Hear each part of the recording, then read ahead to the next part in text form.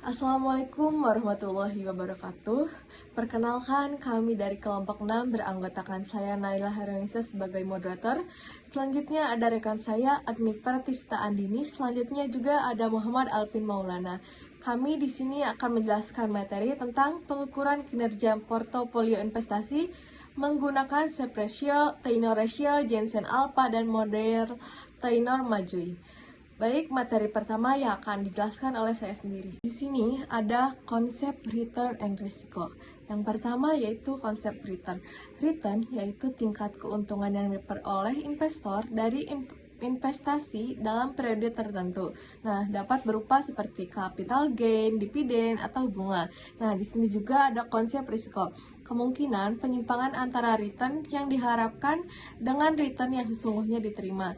Konsep resiko ini dibagi menjadi dua, yaitu resiko sistematis dan resiko tidak sistematis. Resiko sistematis yaitu dipengaruhi pasar keseluruhan, tidak dapat dihilangkan diversifikasi. Selanjutnya ada risiko tidak sistematis yaitu dapat dikurangi melalui diversifikasi portofolio. Baik, materi selanjutnya itu adalah Sharpe ratio, mengukur kinerja berdasarkan risiko total.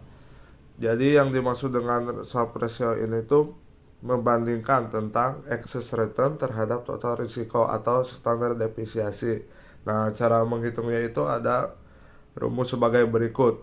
Nah, di rumus ini tuh Sharpe ratio sama dengan RP dikurangi RF dibagi sigma P. Nah, di mana RP ini tuh return portofolio dan RF ini tuh return bebas risiko.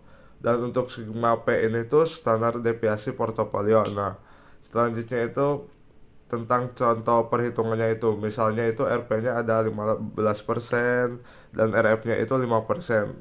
Nah, terus sigma P-nya itu 10%. Jadi kita tinggal masukkan kepada rumusnya itu. Jadi Sharpe ratio di mana RP-nya itu 15% dan RF-nya 5%.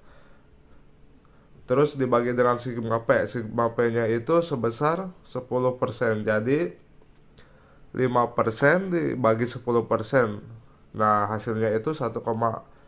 Nah, jadi selanjutnya ini ada tentang interpretasi nilai. Nilai lebih tinggi menunjukkan kinerja portofolio lebih baik. Selanjutnya itu tentang materi Taylor ratio. Taylor ratio ini tuh mengukur kinerja berdasarkan risiko sistematik. Yang dimaksud dengan Taylor ratio ini tuh atau definisinya itu menggunakan beta sebagai ukuran risiko sistematik portofolio terhadap pasar. Nah, untuk cara perhitungannya itu ada rumus sebagai berikut, di mana Taylor rasio sama dengan RP dikurangi RF dibagi beta P. Nah, beta P ini tuh beta portofolio atau resiko pasar. Nah, kan tadi RP juga itu sudah dibahas ya. RP itu tentang return portofolio dan RF itu return risiko bebas. Nah, contoh perhitungannya itu di sini ada RP sebesar 15%, RF sebesar 5%, dan beta P sebesar 1,2. Nah, jadi kita masukkan ke rumusnya. Taylor ratio sama dengan RP-nya itu sebesar 15% dikurangi RF-nya itu 5% dibagi beta P-nya itu 1,2. Jadi hasilnya itu sebesar 8,33%. Nah, setelah hasilnya ditemukan, jadi langsung diinterpretasikan. Jadi untuk setiap satuan unit risiko sistematik menghasilkan excess return sebesar 8,33%. Nah, ini tuh cocok untuk portofolio terdiversifikasi karena hasilnya itu lumayan tinggi ya, sebesar 8,33%. Jensen alpha mengukur kinerja relatif terhadap CAPM. Jensen alpha digunakan untuk melihat apakah return portofolio benar-benar berasal dari kemampuan-kemampuan manajer investasi atau hanya karena ikut naik turunnya pasar. Rumusnya, alpha sama dengan return portofolio dikurangi return yang seharusnya didapat menurut CAPM.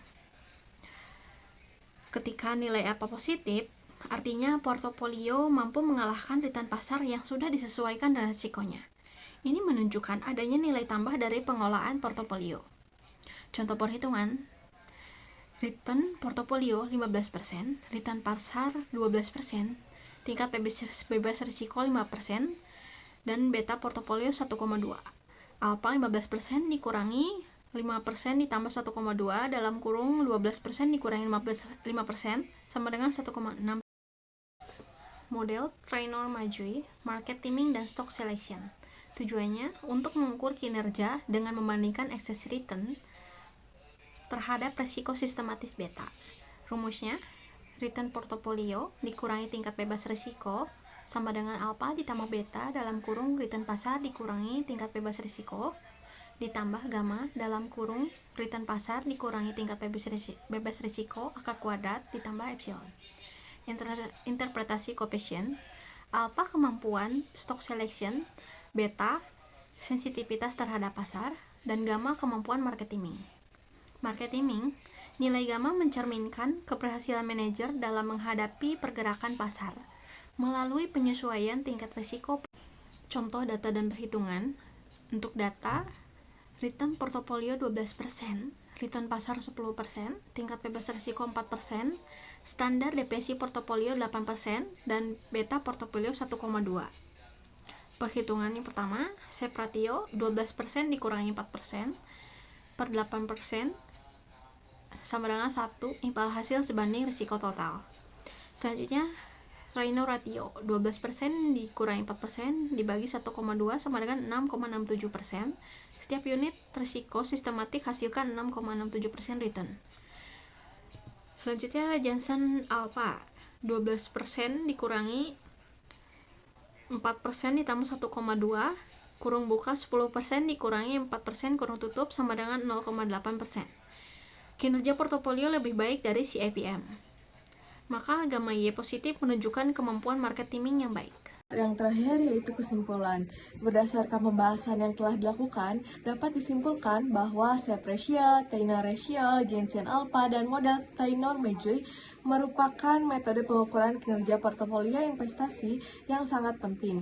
Nah, masing-masing metode memiliki keunggulan dan keterbatasan, sehingga penggunaannya harus disesuaikan dengan kondisi portofolio dan tujuan analisis.